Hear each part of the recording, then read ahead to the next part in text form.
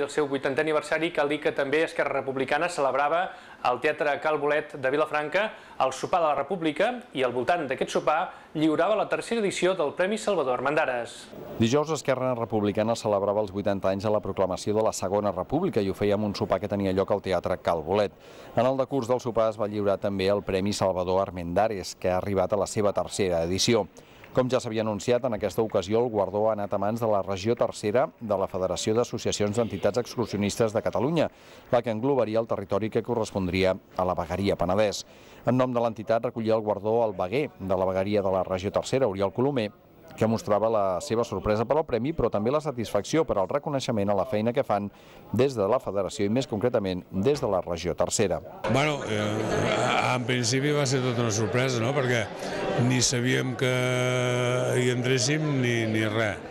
Aleshores, quan el Pep Calar em va trucar dient que d'això, esclar, primer allò que diem, no? Si és una mica polític o una cosa, nosaltres no entrem en les polítiques, encara que defensem Catalunya. Però després d'anar-se aclarint, doncs vam veure que realment es dedica a esport, a social.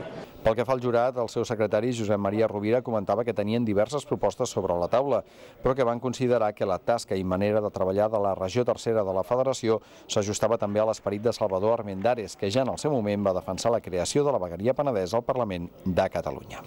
Es va considerar que la tercera vegueria d'entitats excursionistes de Catalunya, la del Penedès, Garraf i Anoia, fos la que tingués el premi perquè se deia perfectament l'esperit que tenia el doctor Armendares amb la seva idea de la creació de les vegueries, cosa que ja va fer l'any 31 al Parlament de Catalunya de que es havia de crear la vegueria del Penedès. El Teatre Cal Bolet va registrar una bona entrada per tal de presenciar tant aquest lliurament de premis de la tercera edició del Salvador Armendares com per gaudir del sopar de la República i l'espectacle que el va acompanyar.